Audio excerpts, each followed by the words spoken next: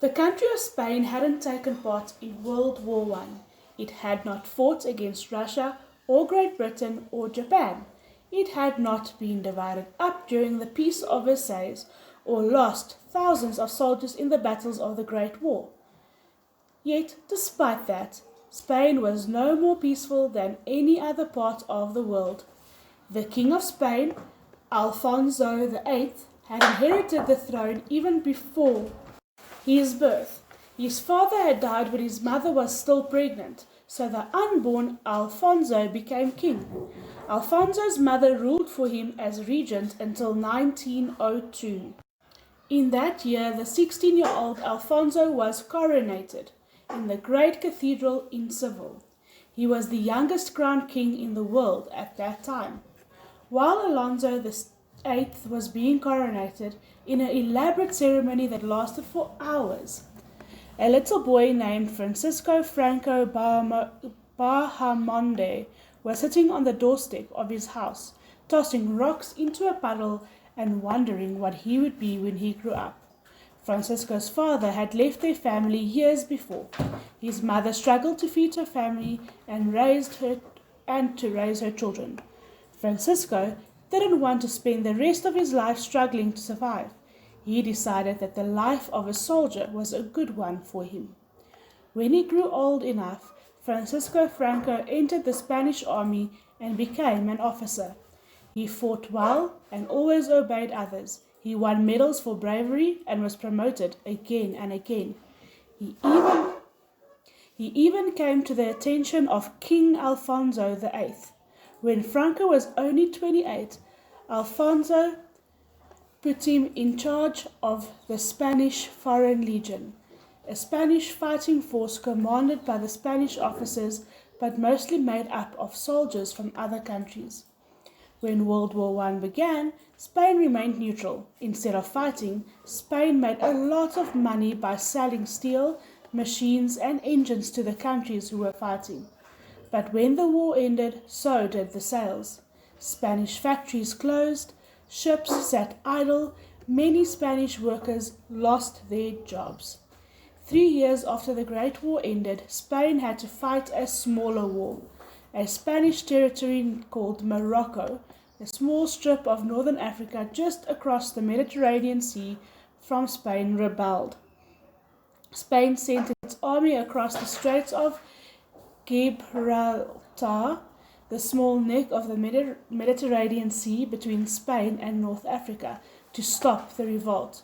Over 10,000 Spanish soldiers were killed by the much smaller army of the Moroccan rebels. The slaughter humiliated Spain and angered the Spanish people. Spain was poorer than ever and unhappy over the loss of its men. As in so many countries, hard times gave revolutionaries a chance to call for change. These revolutionaries were known as Red Spain. For many years, Spanish rebels had been insisting that Spain needed to get rid of its king and to become a republic with a constitution like so many other countries in Europe. These Red Spanish wanted to see the end of the monarchy and the beginning of rule by the common people. As a matter of fact, Red Spain had tried more than once to get rid of the king. Alfonso VIII had almost been assassinated on his wedding day. Wealthy, aristocratic Spaniards who wanted Spain to stay a monarchy were called citizens of Black Spain. In this traditional Spain, the king and his noblemen had most of the power. The army, which had many Spanish noblemen as officers, tended to be on the side of the Black Spain. In the 5 years after the Moroccan War, Red Spain and Black Spain quarreled with each other and threatened violence. Alfonso VIII became less and less popular. He was blamed for the Spanish losses in the Moroccan War, for ignoring the needs of his people, and for having too much power. By 1931, Alfonso VIII could see that if he kept holding on to his power as king, Spain would break apart into civil war between Reds and Blacks. So he composed a public statement to be read to the Spanish people. "It is clear that I no longer enjoy the love of my people," he wrote. "I could very easily find means to support my royal powers against all corners, but I am determined to have nothing to do with setting one of my countrymen against another in a fratricidal civil war." Then Alfonso VIII left Spain and went to Rome. While he was gone, Spain held an election for assembly, a Spanish parliament. Spanish voters elected a president. The assembly wrote out a constitution. Spain had become a republic, and it looked as though Red Spain had triumphed over Black Spain for good. But although Alfonso VIII had told his people that he didn't want civil war, he also refused to give up his throne. Even in exile, he claimed to be the rightful ruler of Spain. And the new republican government wasn't supported by all of Spain. Some Spaniards wanted Alfonso VIII to come back to his country. Others wanted the Roman Catholic Church to have more power than it was allowed under the new Constitution of Spain.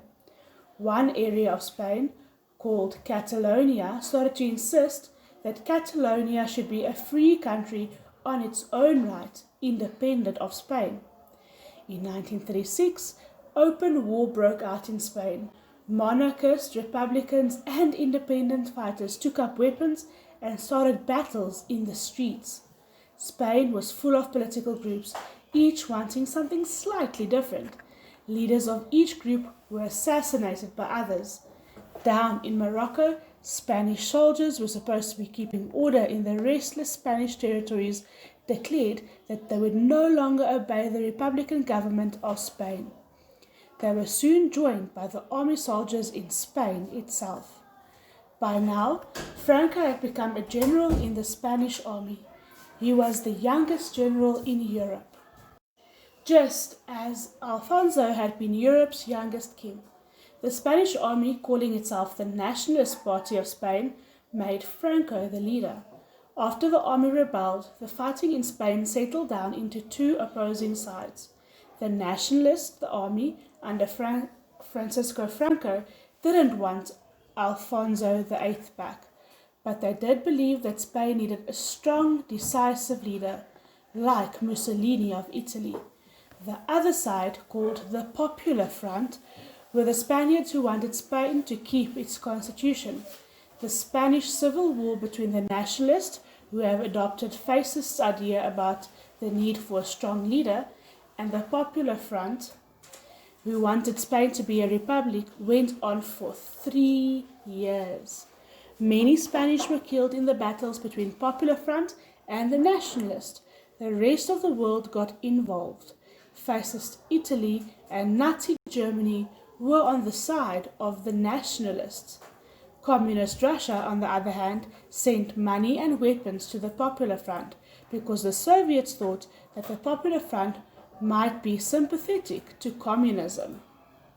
So the United States decided to support the fascist nationalist and General Franco so that the Communist Party wouldn't have the chance to gain more power.